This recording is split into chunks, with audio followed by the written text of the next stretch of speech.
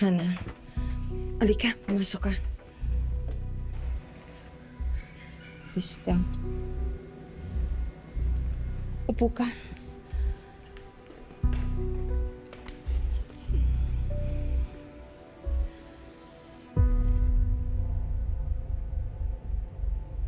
Chuck, napagagalitan ako ni Leon pag nalaman niya na pinatuloy kita rito. Kaya hindi ka pwede magtagal. Sabihin mo na kung ano ba talaga yung sadya mo. Kausa, wala na kasi ako ibang malapitan. Alam ko pong kayo lang ang makakaintindi sa akin. Gusto ko lang naman damahin si Billy habang may sakit siya. Pero ayaw pumayag ni Leon na lumapit ako sa kanya. Kaya kausa, tulungan mo naman ako makalapit kay Billy. Hana, hindi ko maaaring suwayin si Leon.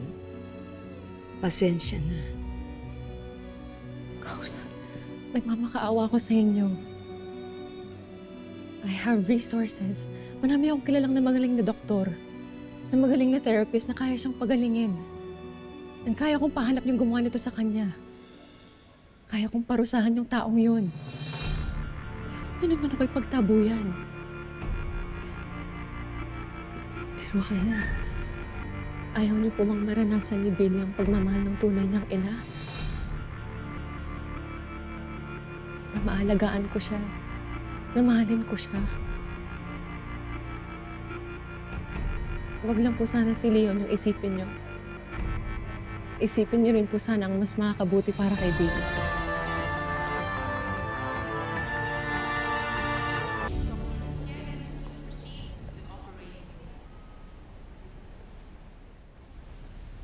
Kausa, maraming salamat ha.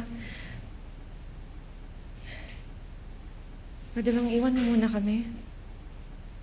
Gusto ko lang siya makausap ng kaming dalawa lang. Sige. Pero huwag kang magtatagal ha. Kasi baka bumalik ka agad sila Leon. Ha? Sige.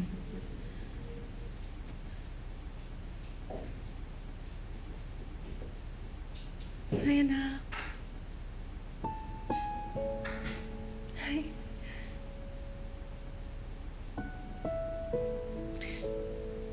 Billy, nagtataka ka siguro kung sino ako. Maliit ka pa lang kasi nung muli tayo nagkita.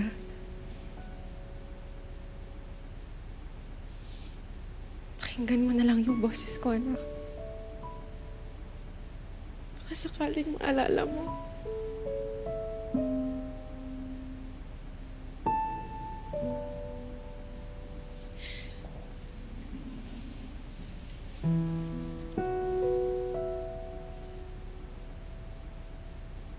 Anak, gusto kong humingi ng sorry sa'yo.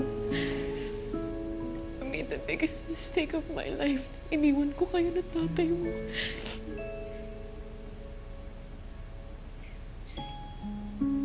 I was selfish. I know that. Inuna ko yung sarili ko, anak. Pinagsisihan ko na yun.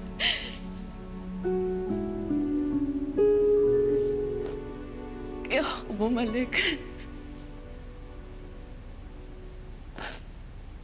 Gusto ko mabawi lahat ng oras na nawala sa atin. Gusto ko itama lahat ng mali kong pagdating sa'yo. I wanna be part of your life again.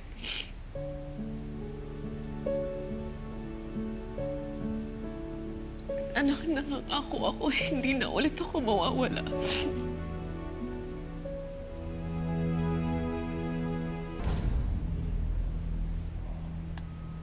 Oh, Kausa.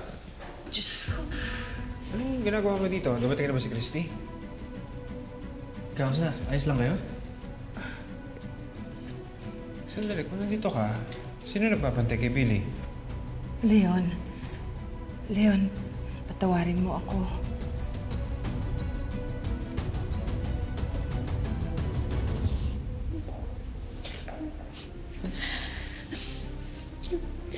I'm gonna make sure you get better. Hahanapin ko yung gumawa sa'yo nito at paparusahan ko sila. Ha? Okay.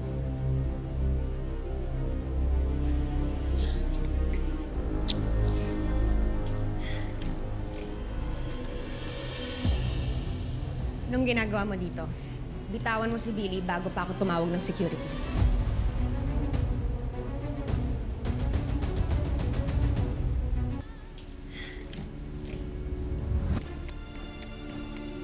Anong ginagawa mo dito?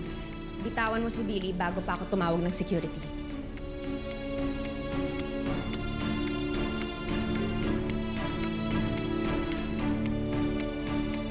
Sino ka? Ba't nangingialam ka dito? Who even are you? Christy, Leon, itong babaeng to, bigla-bigla na lang pumapasok dito. Mabuti na lang dumating na ako, kundi baka kung anong kabalbalan pa ang nagawa niya. Ano, umamin ka? May masama kang balak, no? Akala mo nakalimutan ko na kung sino ka. Ikaw yung babae, nakasangga ko ng isang araw. Yung maldita, suplada at mata pobre, di ba? Ikaw yun? Ano? Nagpunta ka dito, sinadya mo para gantihan ako? Pati yung bata na walang kamalay-malay, idadamay mo pa? Wala akong balak na saktan si Bailey. Bakit alam mo kung anong pangalan niya? Bakit alam mo kung anong pangalan niya? umalis ka na para hindi na magkagulo. Hindi ako aalis dito kasi may karapatan ako mag-stay dito. Teka. Teka lang, bakit kung mag-usap kayo parang magkakilala na kayo? At ikaw, anong sinasabi mo may karapatan ka? May karapatan talaga ako kasi ako ang nanay ni Bailey. Bakit ikaw? Sino ka ba? Ba't ka ba nangingialam? Siya si Christy. Siya yung mapapangasawa ko.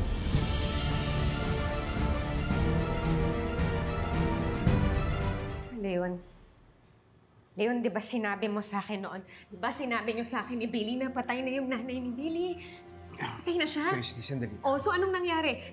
Nabaril siya sa engkwentro ng mga militar at kalasag tapos hindi pala totoo lahat ng yun? Hindi ganun na nangyari. Ikukwento ko sa'yo mamaya, ha? Mamaya, dali lang. Dali lang. Di ba sinabi ko sa'yo na huwag ka nang pupunta dito? Tara na. Bakit ba ako pinapaalis? Karapatan ko magstay dito, anak ko to eh. Gusto ko makita na gumaling siya. Kung may dapat kang paalisin siya yun. Hindi naman siya kaano-ano ng anak ko. Huwag mong ko-questionin kung bakit nandito si Christy. Dahil naniniwala ako na mas may malasakit siya kay Billy kesa sa'yo. Tumigil na kayo. Tama na, tama na. Huwag kayo mag-away dito. Naririnig kayo ni Billy. Halika na. Halika na.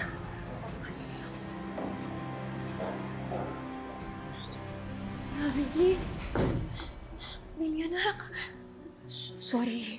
Sorry, anak. Hindi namin sinasadya yung mga sinasabi namin, ha? Huwag mong iintindihin yun. Kalma ka lang. Kalma ka lang. Anak, tanggalin mo lahat ng narinig mo sa isip mo. Okay? Okay, anak. Mahal ka namin. Dito lang kami sa tabi mo, ha?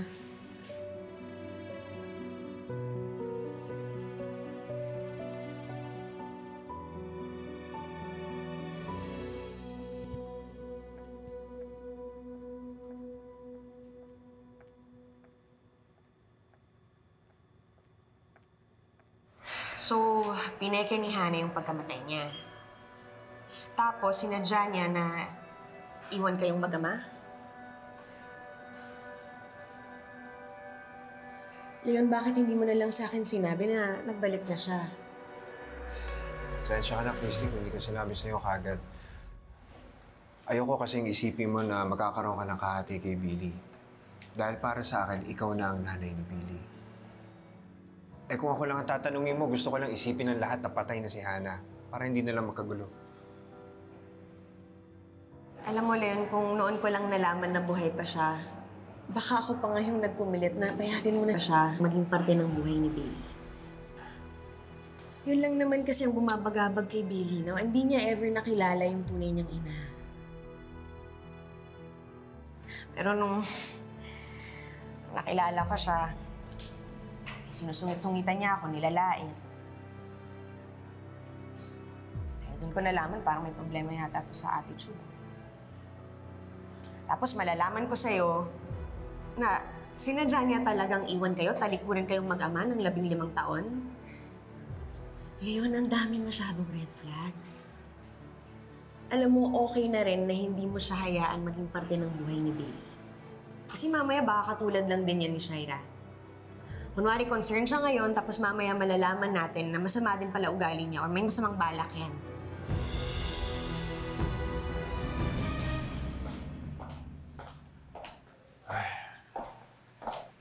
Christy, muna ka na. Kakausapin ko na si Hana.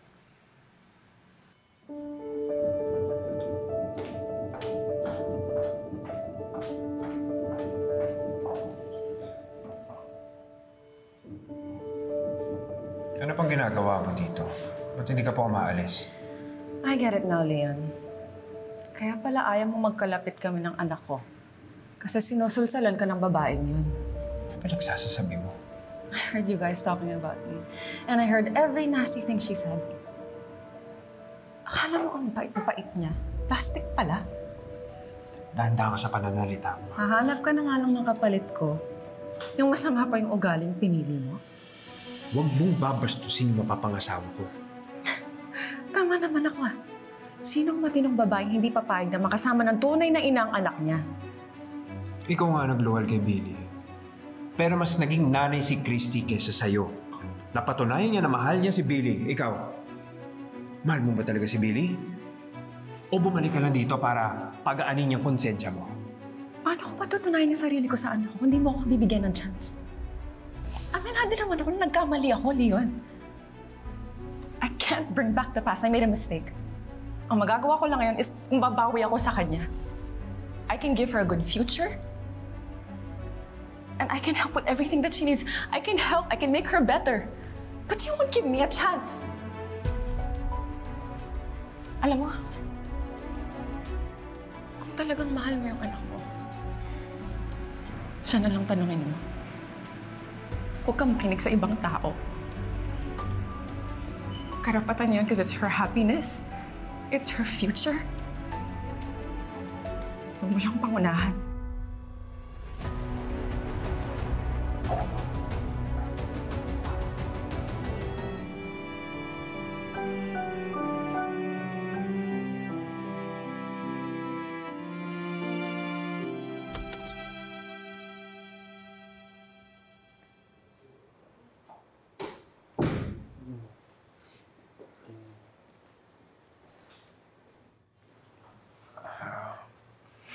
Ano naman eh. Di ba sinabi ko nga sa'yo, huwag ka nang bumalik dito.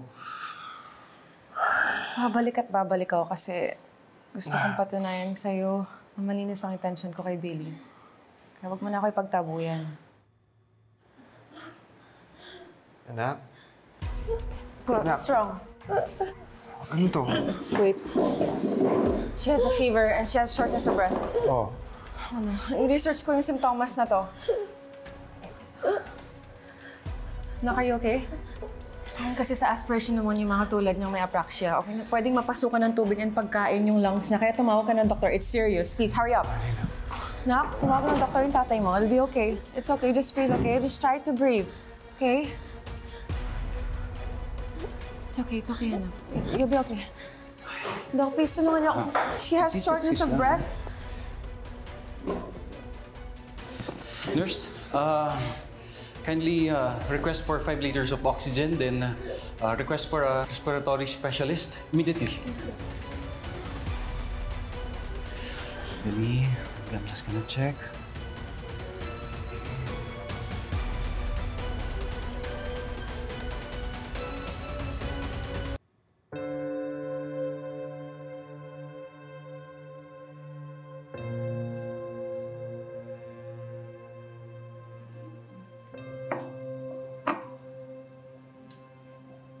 Kamusta si Billy?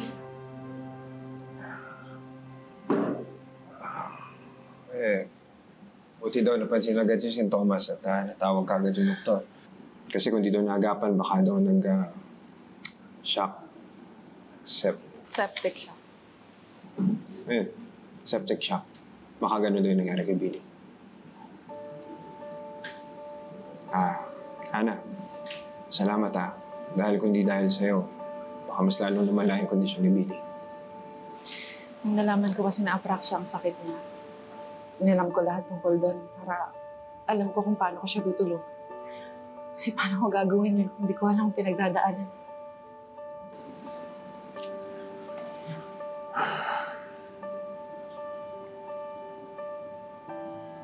Isa lang yung gusto ko malaman sa'yo.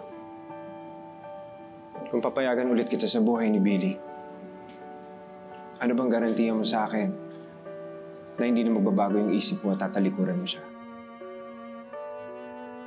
Leon, natuto naman ako sa pagkakamali ko. I want to stay here until she gets better. At gusto ko patulungan sa lahat ng pangangailangan niya to ensure her future. Mapapangako mo ba sa akin na hindi mo na siya sasaktan? I promise, I will never hurt Billy again. Gagawin ko lahat para hindi maulit ito sa kanya. And lastly, hahanapin kong gumawa nito sa kanya at paparusahan ko siya.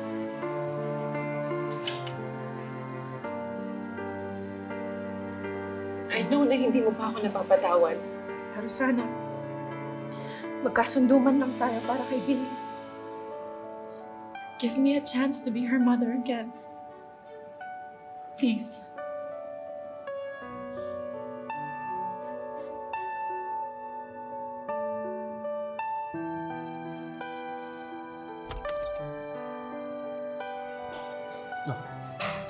Anong nangyari? Nahirapan daw huminga kanina kaya nilagyan yan. Sige, come on. Naku, Billy, anak. Pasensya ka na, wala ako kanina nung nahihirapan ka, ha? Nandito na si Nanay Christy ngayon.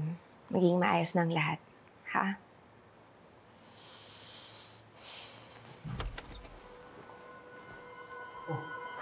Lagay mo na lang sa tabi ni Billy. Sino yan? Yung flowers, lagay mo na lang dito. Tabi mo to. Ano yan? Ba't may... Yung excuse me, teka lang. Ito doon. Sino kayo? Ba't kayo pumapasok dito? Ano yung mga dinadala nyo? Ano po yan? Yan. Anong nangyayari? Okay na yan. Thank you. Pwede na kayo. Eunice, tip the boys, ha? Thank you. Mga tauhan ko sila. Inutuan ko lang silang mas going livelier yung kwarto ni Billy. Kasi ang gloomy Leon, anong ibig sabihin niya to? Christy, pasensya ka na, hindi ko na nasabi sa'yo pero naisip ko kasi na mas magiging masaya si Billy kung magkakayos sila ng nanay niya. Which means ako na mag-aalaga kay Billy. Hope that's okay with you. Cherry.